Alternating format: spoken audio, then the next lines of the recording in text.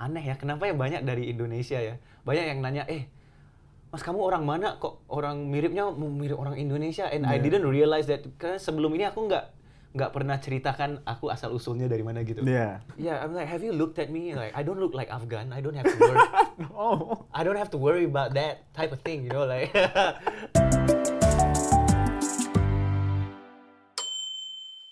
Welcome back to podcastnya Alvin. So today, gue sangat excited karena gue kedatangan seorang bintang tamu lintas negara. Dia datang dari Singapura dan baru aja ngerilis album terbaru. Dan pastinya kayaknya kalian udah pada tahu lah ya, lagu It's You yang sempat viral juga, became such a massive hit juga dari tahun 2018 up till now. So, without further ado, please welcome Sezairi! Woo! How you doing, man? Kabar. Alhamdulillah. So, Terima kasih. Thanks for having me. of course, I'm so happy for you to be here. Yeah, I'm so happy to be here. Yes. Yeah. How's Indonesia so far? Indonesia is always great sih. Indonesia is like a second home for me. Okay. Ya, jadi tiap kembali ke sini it feels like nyaman banget gitu. And I've heard, katanya lu pernah juga tinggal di Bandung. Am I correct? Bukan tinggal di Bandung, tapi aku banyak ke Bandung waktu aku dulu kuliah, and then album aku yang kedua juga tahun 2015 itu dikerjain di Bandung juga, jadi I spend a Okay. lot of time in Bandung actually. I see. Yeah. Oh, by the way, congratulations on your new album. Thank you so The much. Art of Surrender yang baru Yeah. aja rilis The Art of 2 weeks Surrender. ago ya? 2 weeks ago-ish gitu. Ish? Yeah. Wow. We're gonna talk about it in just a moment. Yeah. But I'm super curious your journey. Yeah. So What you do you wanna started know? from Singapore Idol, Yeah. 2009. 2009, yeah. That's crazy. How does it start in your music career? Actually, I started out in music playing top 40s gigs di Okay. bar-baran gitu. Uh-huh. On what year? This was tahun 2005 sih, 2005-2006 onwards. I was a music student in Singapore. Okay. Yeah, so I was studying music production, but pada waktu malam I would play gigs. Okay. And pada saat itu, when you're 19 years old and you're earning money from making music, even though sedikit aja kan, it feels so wild, you know. It's like Yes. people paying you to sing is like the most powerful feeling. Tapi ya duitnya nggak seberapa aja, tapi it Yeah. feels like you're on top of the world kan. So Because you love what you're doing and you get paid for that. yeah, I think somehow the world convinces you that work has to be hard. Yeah. Yeah, but when you're one of the few lucky ones like me that get to do what you love for work, it's a very different perspective, you know. And dari situ aku kind of locked in where udah 2 tahun main lagu top 40s, and then malam di club, di bar, waktu siang di sekolah, and I really couldn't keep up with that anymore. Okay. So I got kicked out of school. You got kicked out of Yeah, school. I'm a music college dropout actually. Okay. Dan di saat I got kicked out of school tuh yang pertama I saw, ini jujur ya, this is like indie movie type.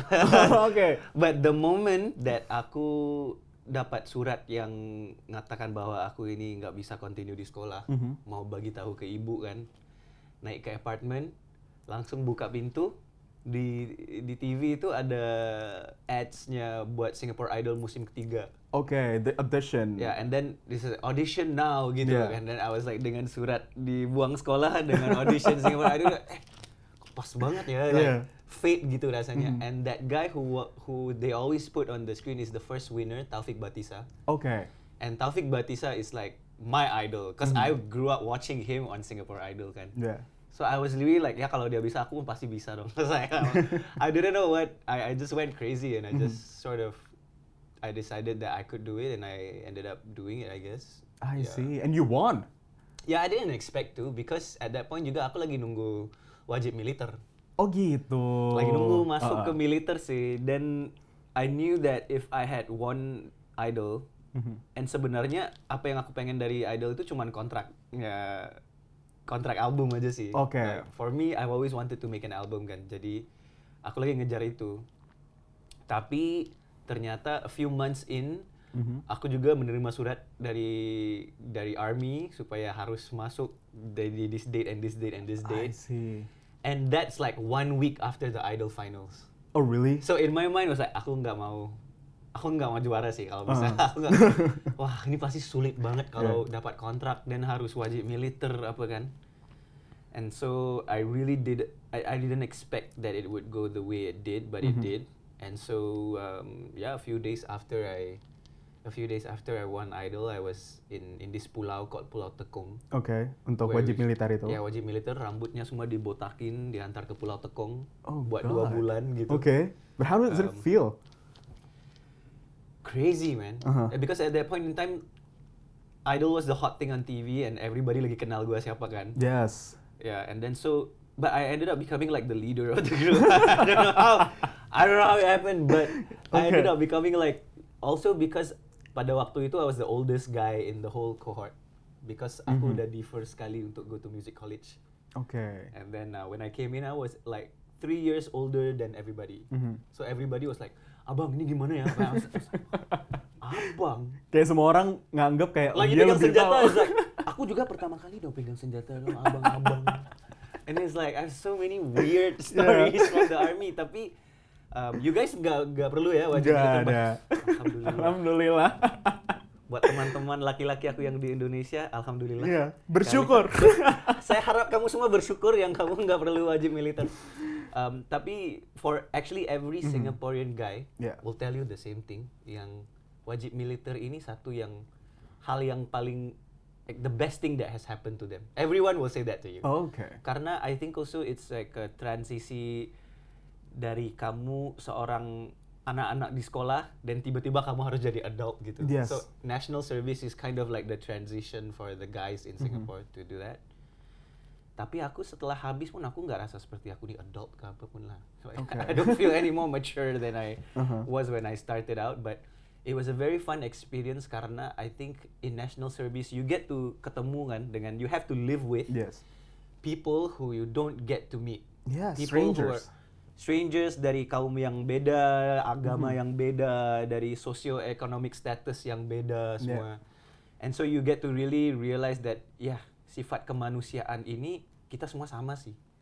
Like when you're alone and hungry and tired in the jungle, True. it's like nggak ada kaya, nggak ada miskin, semua sama gitu. Iya benar. And to me that's one of the lessons yang kamu nggak bisa belajar just by reading or just by watching. You have to experience it. You have to live it. Yeah, you have to live it. Then kamu akan benar-benar percaya, man, dunia ini untuk semua orang ya. Yes, exactly. I don't know what it is that it rewires your brain a little bit.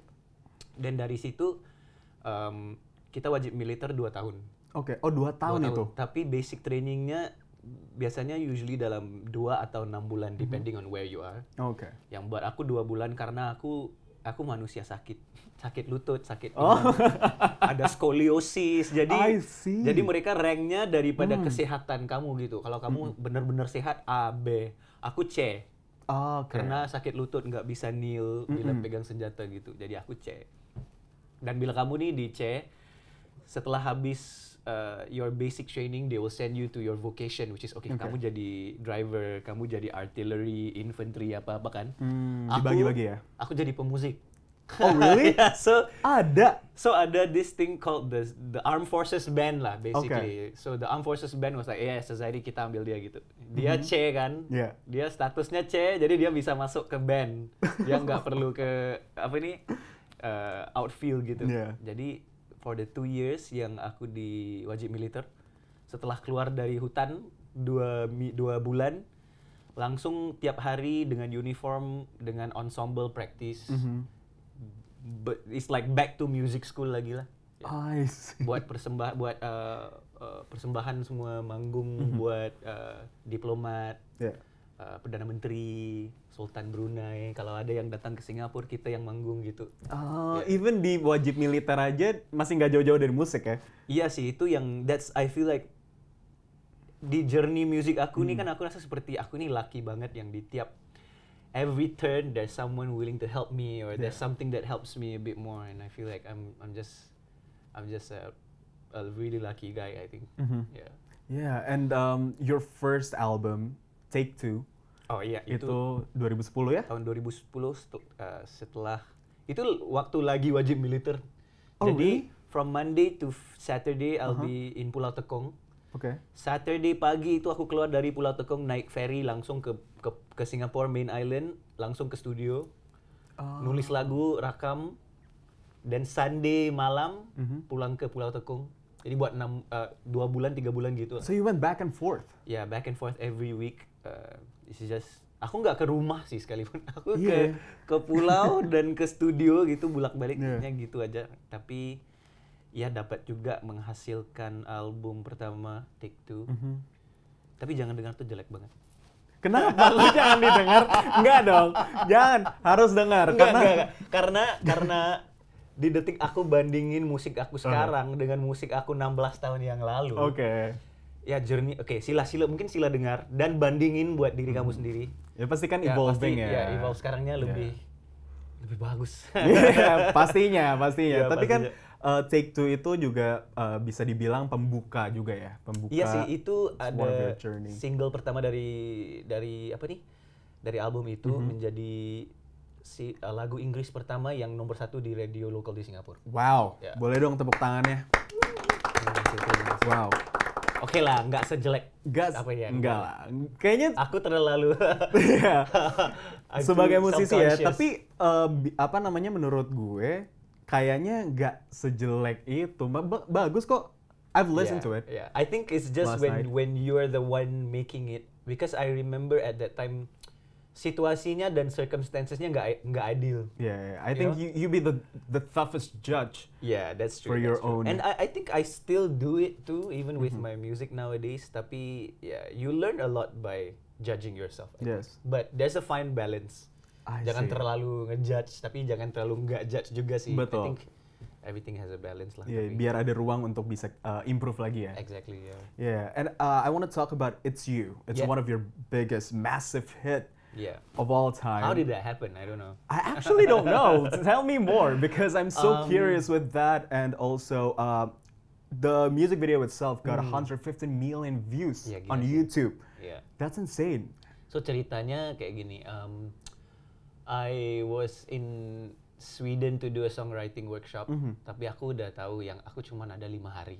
Okay. Dan dalam 5 hari ini aku pengen maximize everything that. Jadi sebelum aku masuk workshop ini aku udah ada rencana, oke, hari pertama aku akan nulis lagu kayak gini. Kedua lagunya tipe gini, ketiga gini. Dan aku udah plan kan. Yeah. And itu merupakan kali pertama yang aku benar-benar jujur dalam musik aku sih, I think, because sebelum itu aku disaranin oleh ini old school manager types yang kata jangan bagi tahu di sosmed yang kamu punya pacar, you know, Oh yeah. I like, get that. old school type, like early 2000s management style of like, ya jangan bagi tahu kamu ada pacar, ya jangan bagi tahu Nanti kamu fans gini, kecewa nanti- gini. Yeah, I'm like, have you looked at me? Like, I don't look like Afghan. I don't have to worry. Oh. I don't have to worry about that type of thing, you know, like in my head, like, you know, like Okay. kalau aku Afghan ya it's different, you know, like, but aku nggak ngepikir sih this kind of things, you know. And so dalam lagu It's You itu aku baru menikah. Okay. Ya, aku baru menikah. Dan pada pertama kali itu rasanya seperti ya aku bisa aku mau bagi tahu semua orang sih. I can do whatever. Ya, I wanna finally share. aku bisa bagi tahu semua orang. Jadi dalam lagu itu apa yang aku ingin nyampaikan ialah ya aku akhirnya dapat menerima kamu dan kamu dapat menerima aku dengan jujur, dengan ikhlas, dengan terang, dengan semua orang bisa lihat yang kita nggak perlu sembunyi lagi gitu. Ya. And so dari situ lagu itu probably one of the first songs yang aku benar-benar mikir tentang ya gimana mau insert real life kehidupan aku dalam karya aku pada waktu itu. Sebelum ini cuman mengejar lagu hits gitu, like ya mau nulis lagu hits di radio, mau ngikutin lagu Bruno Mars yang ini kan. Tapi ini tahun 2015 onwards yang I think that karya aku benar-benar took this direction of ya aku pengennya mau orang tahu kehidupan aku gimana gitu. You can be true to yourself. Ya, kesusahan, kesulitan kehidupan aku itu aku pengen orang tahu gitu kayak rasanya. I see. Jadi It's You became, I don't know, when I released it, it felt different lah. Yeah. It did feel different dari datanya, dari responsnya, kayak beda ya dari lagu-lagu yang sebelumnya gitu. And then pada tahun yang sebelumnya gitu juga aku was working on a film called 1965. Oh, Ini you play on Yeah, I was acting movie? in a film called 1965 dan Okay. film ini tentang kemerdekaan Singapura pada tahun 65. And then I play one of the characters, and then me and the director became really good friends. Okay. So I asked him that I produced this, I wrote this song. Do you want to do the music video? And then he was like, okay, let's do the music video. Tiba-tiba 2 minggu, the next 2 weeks we were just suddenly shooting a music video, and Wow.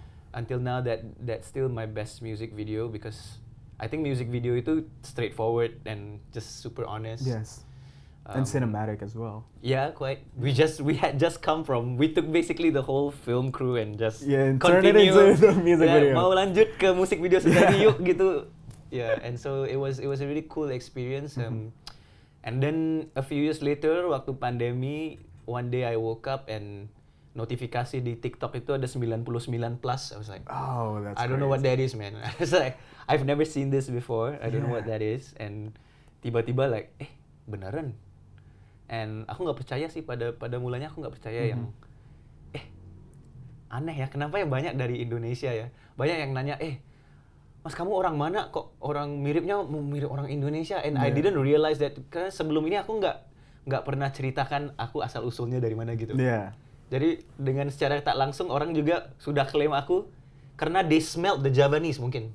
Oh, okay. Mereka ini Inggris tapi baunya kayak Javanese gitu. Mungkin mereka tahu ya. Tapi aku nggak pernah cerita pun. Tapi ternyata keluarga aku emang dari Pekalongan. Yeah. And like it's so interesting yang orang yang support aku dari di mana keluarga aku dari sini merantau ke Singapura dan akhirnya aku pulang ke sini juga sih. Yeah, true. And so that's so heartwarming for me karena juga and it all comes together kan lagu ini udah nikah sama fansnya dari Indo sudah lengkap gitu jadi rasanya seperti full circle karena keluarga aku yang dari Indonesia semua sudah nggak ada. Okay. Kakek aku sudah nggak ada, nenek sudah nggak ada. Jadi nggak ada orang yang bisa ceritakan aku tentang kehidupan di sini gimana gitu. Right. Mereka semua sudah nggak ada kan. Jadi apa yang aku pelajari tentang diri aku juga aku pelajari tentang diri aku dari fans sih. Yeah. Ya, mereka ceritakan dikit-dikit ya. Keluarga kamu dari sini. Oh, ini Pekalongan Kota Batik. Ternyata kakek aku juga dia seorang penjahit di Singapura. Jadi I slowly put the pieces together, you know. Okay, like a puzzle. Yeah, it's like I'm learning about my Indonesianness Yeah. dari my fans. Malah dari fans ya? Ya, dari fans. Jadi rasanya kayak wah. Just complete gitu. Yes. Yeah. Because I feel like dari karyanya aku I feel like I always feel like I have this feeling yang I don't really belong anywhere. Yeah. It's like I belong so many places but I don't really belong anywhere. I see. Yeah, jadi akhirnya dapat rasa dikit gitu like like a glimpse. like you're one of us at- gitu. Oh yeah. man, it's nice. Yeah. Oh, nice. But if we're talking about It's You, that, as I said, it became a massive hit. Yeah. Penasaran, how did change your life after that? Kayak apakah itu merubah, maybe in terms of music, dari pandangan Sezairi sendiri tentang music yang tadinya seperti ini, after It's You, and there's a lot of expectations, I bet. Gitu, Maybe I can setelah- answer it like this. Aku sebagai musisi kan, aku nggak pernah mengejar angka. Karena aku mengejar perfectionism dalam I see. karya musiknya gitu Yeah. kan. And for me, I see things as an arranger, as a producer, and so when I look at the song, I don't look at how well the numbers are doing, but I'm looking at I've been listening to this for 3 months. I'm still not bored of it gitu, you know, like. Okay. And to me, like the measure of a success of a song is different than the measure of its streams. Tapi saat di detik It's You itu berlaku, tiba-tiba perspektif itu shift ke sini. It's like you're driving and you're looking here, suddenly it's Yeah. like, oh there's something to look at here juga ya. You're like, yeah. oh aku dari dulu aku cuma lihat di sini, tapi sekarang harusnya lihat di sini juga sih. Yeah. And so for me it's kind of like, it's not a good or a bad thing, but it's a scary new thing. Okay. Tiba-tiba banyak banget orang Yang notice. tiba-tiba yang- diundang perform di Java Jazz, tiba-tiba tiba-tiba sih semuanya tiba-tiba Yeah. gitu. And for me, karena itu bukan yang aku ngejarin, it feels like awkward a bit. Okay. Dan aku seorang yang nggak terlalu aktif di sosmed sih. I'm the kind of person yang I get overstimulated by my own phone. Oh, Like really? I look at my phone and I'm like, no, thank you. There's too many notifications I know. going. Gitu. Especially pas zaman itu viral ya. That's Yeah. crazy. So that was a bit overwhelming for me lah. Tapi Wow. I learned so much from that process sih. I learned so much about myself. Yeah. And gimana aku bisa apa nggak handle dan how I approach things with my fans and how I talk to them. Semua mula like come to life sih, I think, when that song happened. And yeah, you're right in saying that it really changed my life sih. I think before this, people sort of knew me as, oh, kalau di Singapura orang kenal sebagai Sezairi, juara Singapore Idol. Tapi sekarang dikenal sebagai Sezairi yang punya hits 100, 200, 300 juta gitu. Yeah. And for me that's like so weird to live up to, because that's not how I see myself at all. Yeah. Yeah, and so it's kind of, it's something that I just have to accept that it's a part of my life. And it's a part of people's perspective of me juga. And yeah, it's just The Art of Surrender album baru ni pun tentang acceptance kan. True. So there's a lot of me like trying to accept the things that are happening in my life and So it's gonna portray your. what's happening Yeah, right what's now happening gitu. right now. Yeah, sort of. Yeah. That's crazy. I mean, I've heard that you wanted to be a music producer at first, and then now you're a singer-songwriter, and also you produce your own song. Yeah. You live in a dream, man. I think so. I really think so. I think because I grew up in a music record household, kayak di rumah aku kayak studio gitu. Karena my dad was a hi-fi salesman kan. Okay. Jadi di rumah itu diiringi dengan koleksi vinyl, CD, tube amplifier, speaker yang gede-gede. Ya, speaker ada 6 macam speaker, nggak tahu kenapa ada banyak speaker. I don't know why. Tapi jadi dari kecil lagi aku sering my favorite pastime was because I grew up in the 90s kan. Yeah. Belum ada internet, belum ada computers or Let whatever. alone social media, guys. Ya, belum ada social media, belum ada apa kan. Yeah. So my job was when I came back from school, Okay. I will go to my dad's collection and I'll just ambil CD one by one Okay. from left to right of the whole shelf. Hari ini aku ambil ini, aku buka, aku baca siapa yang main bass, siapa yang engineer-nya, siapa produsernya. I don't know why that's so fun for me. Yeah. To know that apa yang lo dengerin ini bukan hasil karya satu orang, tapi banyak banget orang yang menghasilkan album ini. So to me it's like something so special sih. And dari situ mulai love relationship dengan production. Jadi waktu aku di kuliah musik juga teman nanya, siapa yang produce album ini? Semua aku tahu dan aku juga kaget sih, penasaran kayak gimana ya, informasi ini dari mana ya? Like, informasi ini dari mana sih? Kenapa kok bisa tahu ya? And so dari dulu emang aku pengennya jadi music producer. Yeah. Aku dari kecil pun aku mulai main musik dari masjid. Oh, really? Dari kumpulan marhaban. Okay. Jadi main gendang di kumpulan marhaban gitu, mulainya dari situ, dari gendang main drums, dari drums main bass, dari bass main gitar.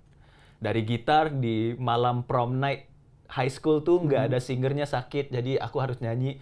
Tiba-tiba teman-teman, kok lu bisa nyanyi? Oh, mereka juga kaget. Ya, mereka juga, kok lu bisa ya? Oh, ternyata bisa ya. Oke. Aku bukan seorang yang dari kecil sudah nyanyi, enggak sih. Okay. Aku cuman mulai waktu aku umur 17-18 gitu sih baru mulai itu baru benar-benar nyanyi. Benar-benar nyanyi, benar-benar bermusik. Iya, gitu. Jadi pengennya jadi music producer.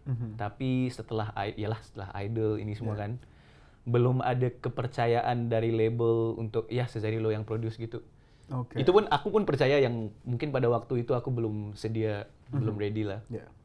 Jadi in the back of my mind, tiap ditanya kamu mau produce lagu ini dengan siapa, aku cuman minta produser yang aku ingin belajar dari dia gitu. Okay, Jadi aku pengen kerja sama produser ini, oke. Yang ini budgetnya cocok, oke bisa. Jadi di tiap studio session, di tiap workshop itu aku cuman lihat apa produser tuh lagi lakuin. Jadi apa belajar yang dia buat langsung ya. Karena aku juga ngerti apa yang dia lagi buat. Yeah. Aku pengen tahu secret sauce-nya apa ya ini. Right. Jadi produser yang dari Swedia, dari Los Angeles, produser-produser yang produser K-pop banyak yang aku lihat, oh ya, auto tune-nya kayak gini ya.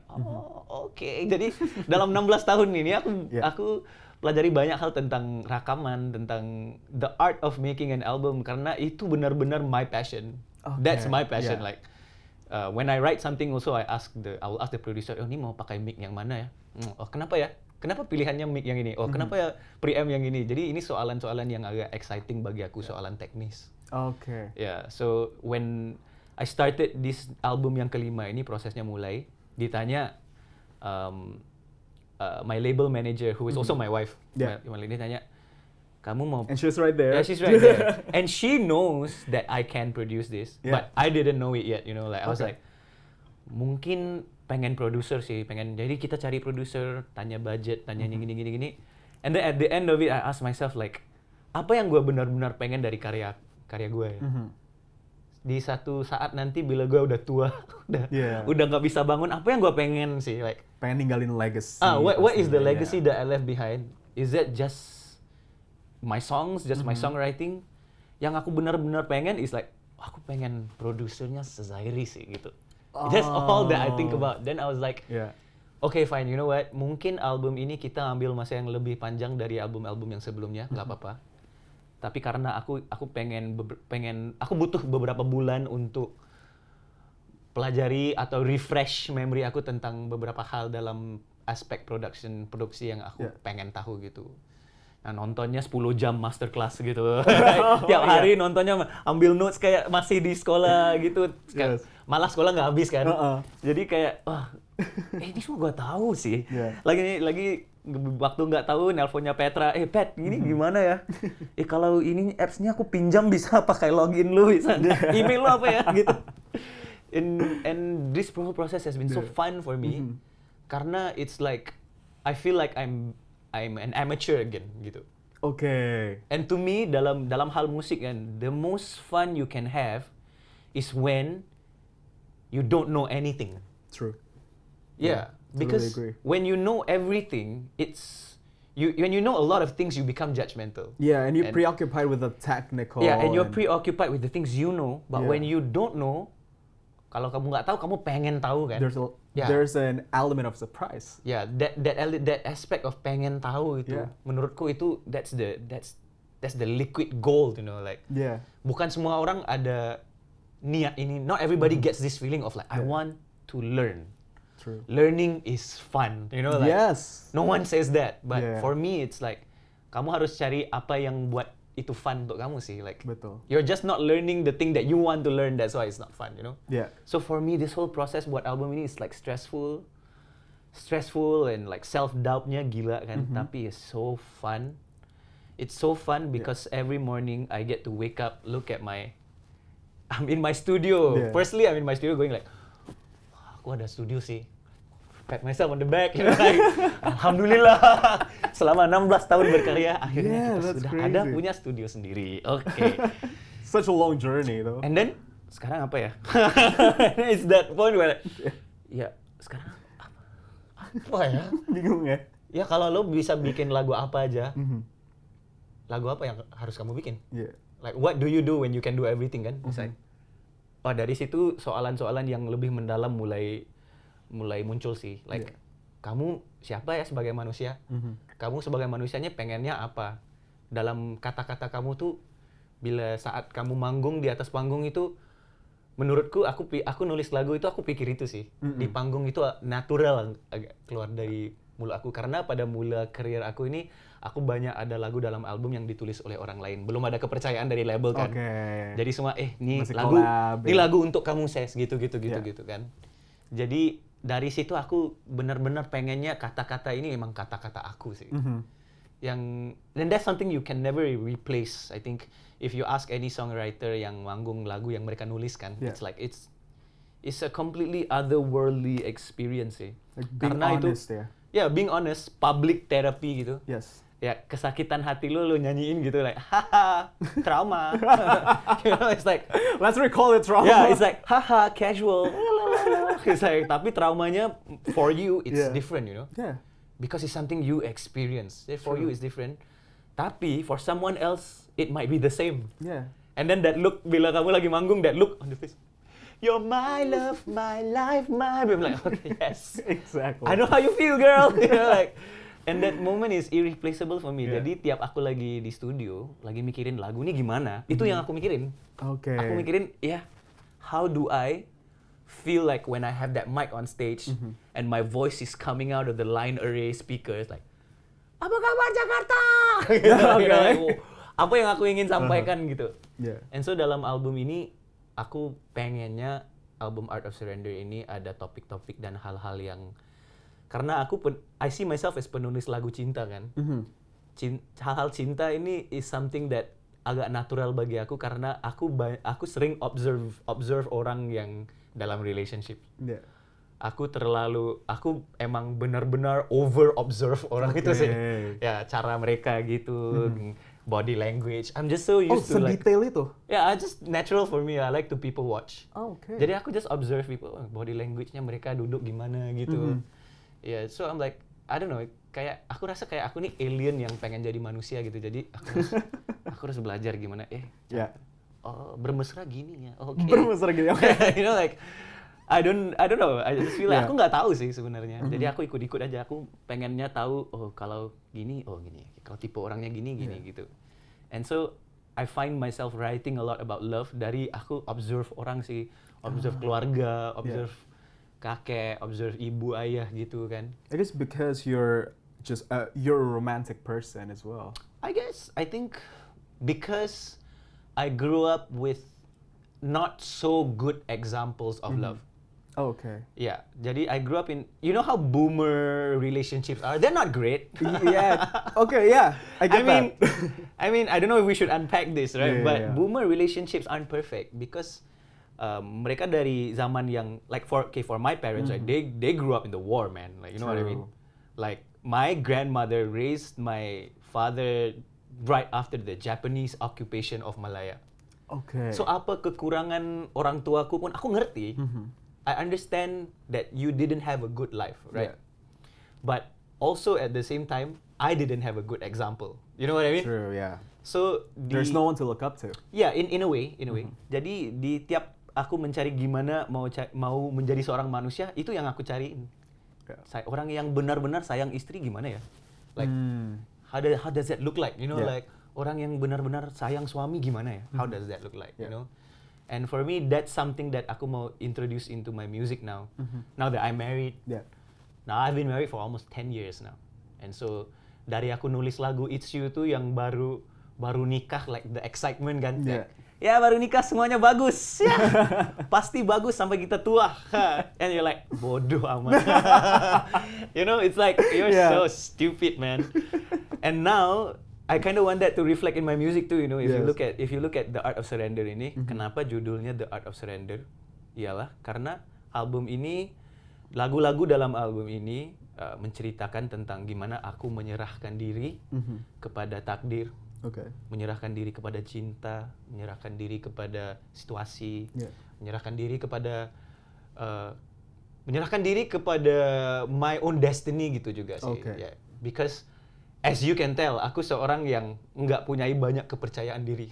Jadi Really? No, I don't think aku so. seorang yang self-critical sih amat.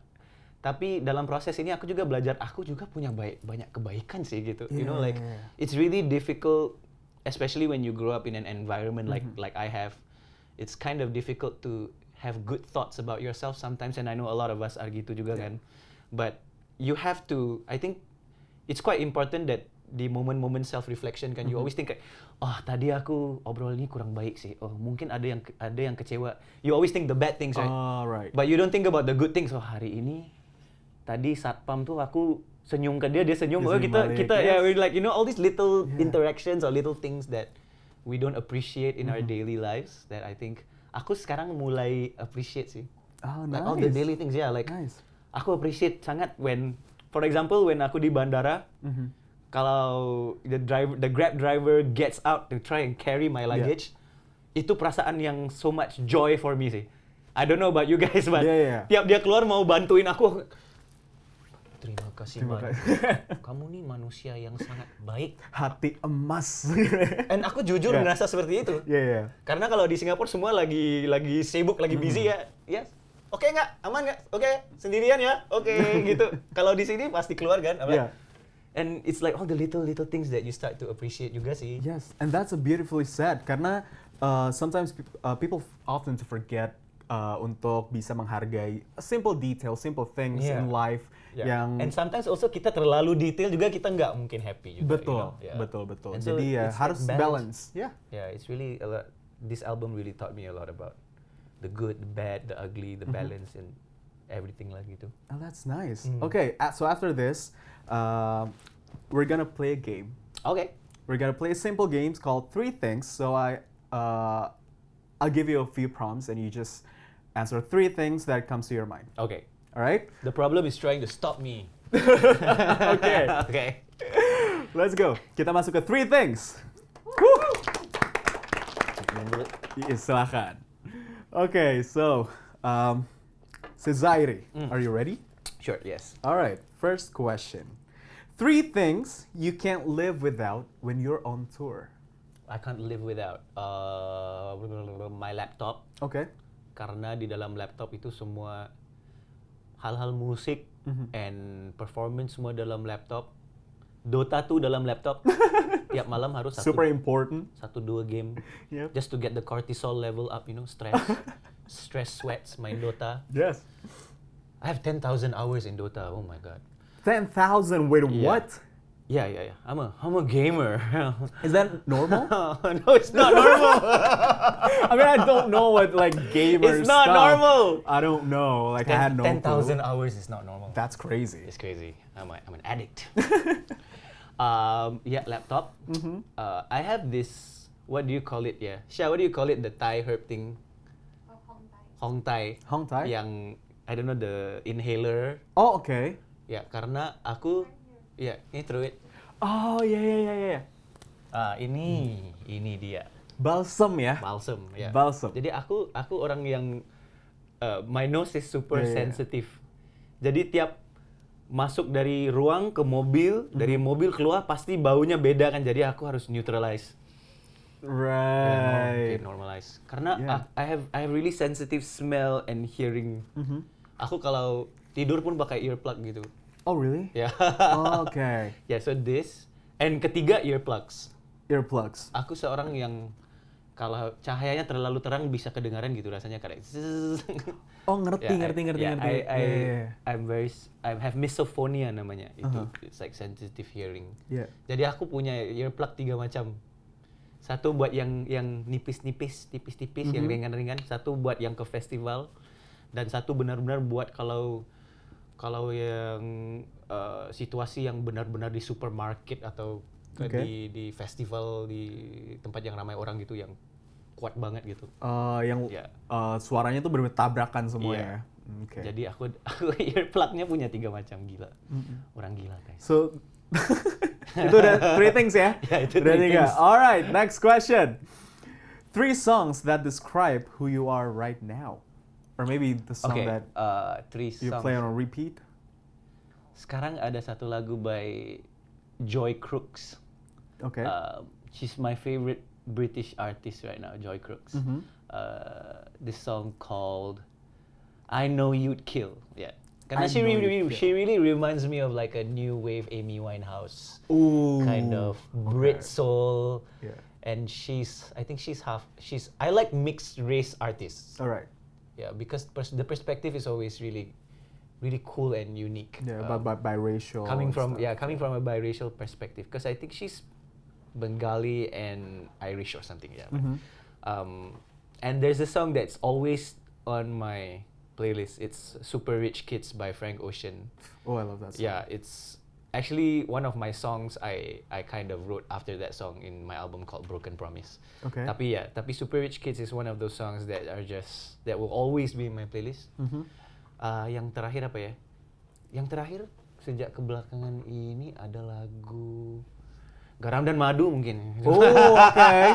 Malam chaos Ini. Well, I can't get that out of my head. Oh my god, it's stuck. It's stuck. It's stuck for a long time. Yeah, man. That's crazy. It's like crack. Yeah, I know. Alright, itu udah 3 lagu. Yeah. Last question. 3 things that reminds you of home. 3 things that remind me of home. My wife reminds me of Okay. home. Yeah. Whenever I'm away or something, I always FaceTime her. She reminds me of home. My music reminds me of home sih. Okay. Like when I listen to myself, the images yang come to mind are like Marina Bay, like Changi, East Coast, like it's like all the Singapore skyline, city line when I think about. So I think my music reminds me of home, and also paling the one thing that I really love about going to the airports is looking for a Singapore Airlines flight. Okay. I even though aku bukan pesawat Singapore Airlines, aku akan ke gate like Singapore Airlines. It's my country. Yang terakhir aku di Amerika kan aku cari si Singapore Airlines. Oh ini ke India. Oh aku bukan ke India. Hai gitu. Pengennya mau lihat aja si pesawatnya gitu ada Singapore Airlines. Wah bangga banget gitu nih. That's super random but I love it. Di tiap bandara sih aku pasti kalau di wherever I am I would ada Singapore Airlines. Ambil foto, tak di folder. Singapore Airlines flight. Padahal maskapainya bukan Singapore Airlines. Bukan. Padahal flying Garuda. Tapi nggak apa-apa. Gitu. Okay, so that's 3 things ya? Yeah, Udah 3 3 ya? Yeah. Alright, tepuk tangan boleh buat Zairi. So let's talk about your new album, Yeah. The Art of Surrender. We've talked a little about it Yeah. sebelumnya gitu ya, dan sekarang I want to dig deep about it. So what's inspired you to make this album? I think maybe like I said earlier, a lot of observing the relationships around me, especially observing the relationships of people in my family. Yeah. And a lot of the lagu-lagu, so this album adalah separuh dalam bahasa Indonesia and separuh dalam bahasa English. Yeah. And I think for me, pada mulanya ya, when I used to start coming in Jakarta maybe 10 years ago, everyone called me, lo anak Jaksel ya? Okay. And I don't know what that means, guys. So I really don't know what that means. Tapi ternyata anak Jaksel is like, you mix your English with bahasa gitu ya. Exactly. To me, that's just being Singaporean. True. So I'm like, That's correct. I'm like, what do you mean anak Jaksel? Di Singapura kami emang bahasanya campur sih. Iya juga ya. Singlish, bahasa Singlishnya pun campur Hokkien, Mandarin, Singaporean Chinese, Singaporean Malay, Tamil, semua digabung gitu sih. Jadi menurutku speaking 2 or 3 languages is very normal for us lah gitu. True. And so dalam the planning of this album juga aku pengen mendekati juga dengan karena when I released my last album, my mom passed away. Oh, I'm sorry. It's okay.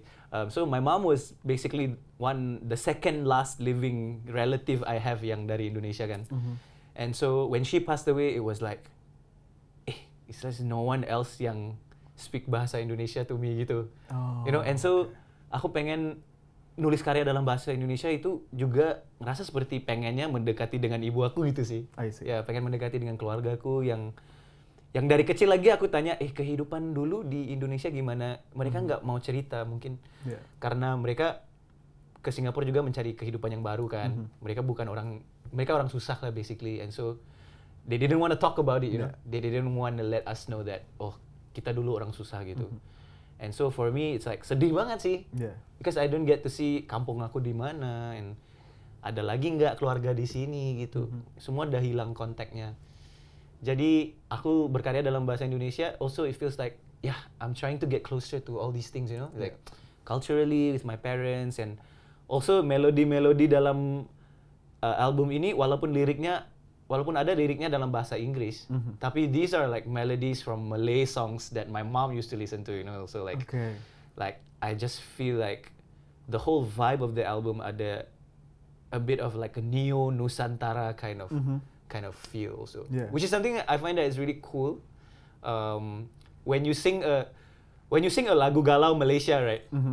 Singaporeans, Indonesians, and Malaysians will know. You know, it's like when you sing lagu galau Indonesia, everybody will know where it's from, and it's like there's just something about this nuansa melancholia, I think, that is like so relatable to us all, that like there's a lot of that in the album, and my mom used to listen to a lot of lagu-lagu galau juga. Like she's like she communicates through song. Jadi keluarga aku nggak ada musisi kan, kecuali ibu aku, dia seorang yang bisa nyanyi. Jadi di tiap acara keluarga pasti mic tuh diberi kepada ibu.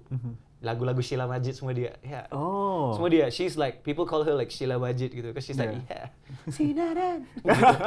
And I'm like, I got that from her, I think. Yeah. And so, I think I got a lot of my talent and a lot of my pengennya bermusik dan berkarya itu dari from my Javanese blood sih kayak rasanya gitu. Yeah. And so, I feel like I should write in bahasa Indonesia. Yeah.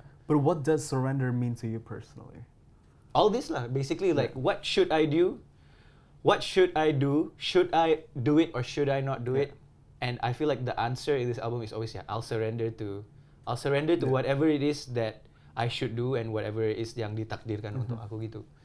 So a lot of it was like a lot of the title of the album and the concept is answering my own questions gitu. I see. It's like jawab soalan sendiri gitu, like you know like what should you do when you're here, or like ultimately what is your goal gitu ya. I should, and ultimately I felt like di at the end of the conversation it always feels like I should surrender myself, you know, like there is something greater for me gitu. Yes. Yeah, and that has helped me a lot sih. That has helped me in terms of like knowing that the world doesn't revolve around me gitu mungkin. Even though you're dari point of view seorang seniman kan, the world should revolve around you kan. It should, because to some degree that's quite important for you to understand that yes, the world does revolve around me, but this process also I realized that it does revolve around me, but it doesn't revolve around me also, and I should have a balanced perspective on things. Jadi iyalah, that was a lot about like really getting to know myself and what I wanted, I guess, from dalam kehidupan sih, like what I want from my life. And for example, like in a lot of the songs, I think I subvert expectations in what the lyrics are supposed to be, and suddenly the lyrics are like, kok positif banget ya, melodinya negatif. Atau kok melodinya positif tapi liriknya negatif ya, gitu. Yeah, I think in my music I subvert expectation a lot. Jadi orang bisa, gitu ya. Jadi bisa jadi moment of reflective juga ya. Yeah, for example, there's one of my favorite songs in the album, judulnya Yesterday. Okay. And at the end of Yesterday, arrangementnya tiba-tiba berubah tuh, like suddenly there's an orchestra. Nggak sedih, tiba-tiba ada orchestra di ujung. And then I realized that when people write things like we're only human kan, when someone writes aku hanya manusia, what comes next? It's always a negative thing. Aku hanya manusia, aku punya kekurangan. Aku hanya manusia, aku punya kesedihan. It's like I'm only human. I'm only human is being used in this way that puts yourself in a negative space already. Jadi so in this song Yesterday, I subvert the expectation by going like, we are human, we can learn from all our yesterdays. Jadi bukan aku hanya manusia, aku punya banyak kekurangan, tapi aku hanya manusia, therefore aku boleh berubah gitu. Aku manusia, therefore aku bisa memperbaiki diri. Aku hanya manusia. So there's a lot of things that I feel like aku hanya bisa nulis pada saat ini karena aku udah like gone through so many things in my life, in my marriage, in my people's expectations of my music, you know, yang aku bisa, aku nggak lihat angka, aku nggak lihat apa yang sosmed katakan tentang musik aku cuma nanya apa yang ingin aku memperbaiki dari diri aku dan dari diri aku sebagai seorang suami, sebagai seorang manusia gitu. And so it became so simple gitu ya. It became the art of surrender, just surrendering myself to who I'm meant to be, canceling out all the noise. And akhirnya album ini jujur it feels like bila aku dengar when I listened to it, when I was mixing it, I started crying, man, because I was just like, I can't believe I produced this. I know, because it's very personal, and I loved what you said earlier that you trying to change in terms of way of thinking that from negativity to positivity, and in terms of your point of view. Yeah, I love that. That's crazy. I mean, I've heard one of your songs, Surrender. Oh yeah. I love that song. Thank you. I love that song. I like that song. That Yeah. song, that's another great example because that's like literally all positive lyrics in a. I know. Yeah, it's like walk right through gave up all my vices so ill. I was thinking Yeah. about how I quit smoking Okay. because like my wife doesn't smoke and I was smoking for 11 years and I was like gave up all my vices so ill. Exist consciously. Wow, kok bisa exist consciously? It's just like Yeah. wow, ini cerita orang yang sudah ke terapi ya. Okay, maybe it's not so alright. It's just Yeah. honest gitu kan, nggak terlalu deep lah, tapi sejujur lah. I think Yeah, it's very sejujurnya yang honest bisa. Yeah. and raw, and I just the lyrics made me thinking actually. Yeah, thank you. Yeah, I yeah, appreciate love that. that. But Yeah. the music itself, it sounds like choir. I don't know, like a gospel a little. It's very gospel-y Yeah. because I grew up in a Christian school. Okay. So like you So see you like get, oh, okay. I love that my music makes sense to me. Like Uh-huh. when I think kenapa gini ya? Oh, karena dulu aku gini ya. Oh, you know what I mean? Like Right. kenapa ada nuansa? Oh, karena dulu aku dulu punk rock ya. And you know like you don't realize all the things that make you you gitu kan. Yeah. And these are the best things, you know. Sometimes you're see. like, oh, aku nggak mau pakai instrumen inilah. Dah terlalu banyak orang pakai instrumen ini. Tapi ternyata instrumen ini instrumen yang this is your first instrument. You know, Yeah. like you shouldn't think about what other people's expectations of you are, but just think about what it means to you. Yeah. And that was it for me. See, I was just thinking like, wow, what does this really mean to me? And I think a lot of it was like aku bisa belajar banyak tentang diri aku juga sih. Like, oh, Yeah. everybody's like, all my Christian friends are like, hey, you're so funny. You're like a Muslim guy writing a gospel song. Then I'm like, gospel song? Oh iya, and then Yeah. I listen to it and I'm like, oh my god, it sounds like a gospel song. It Like, is. Kenapa ya? And I'm like, cause dulu mantan aku. Oh, you know like, it's like, we listen to gospel music and stuff Yeah. like that kan. Jadi, oh iya. And so there's a lot of parts of you that dalam berkarya kan there's a lot of things about you yang you feel like jelek. Yeah, yeah. As I said earlier Yeah, kan tadi true, album pertama yeah. kan. But it's just parts of you that you have to accept lah, you know, Mm-hmm. like this makes you who you are, the good or the bad gitu. Jadi, I'm quite happy with how it Yeah. turned out. Yeah. I'm so happy to listen to it. Thank you so much, man. I really of appreciate that course. you said that. I really appreciate that a lot. Yeah, that's crazy. The lyrics, the music, and everything just beyond. It's astonishing, really. Thank you. You should listen to his new Please. album, Thank The you. Art of Surrender. But by the way, thank you so much for coming. Thank you for having me. Yes, of Thank you for course. letting me talk. Obviously, we wanted you to talk, especially Yes, about your stop new album. talking. That's crazy. Thank you. Yeah, I think it's deserve a bigger spotlight. Terima and, kasih banyak. Yeah, I guess it's a very, I don't know, eclectic. There's a lot of different type of music as well Yeah. in one album. There So that's actually is. crazy. Yeah, you're not wrong. You're right. Yeah. It's quite eclectic, I guess. Yeah, and there's the lyrics. I remember you said in Bahasa Indonesia, Yeah. obviously, that you said pohon rambutan, and Yeah, somehow yeah, it just yeah. pop out. It's just I love it's crazy. that song. I love That's that song so crazy. much.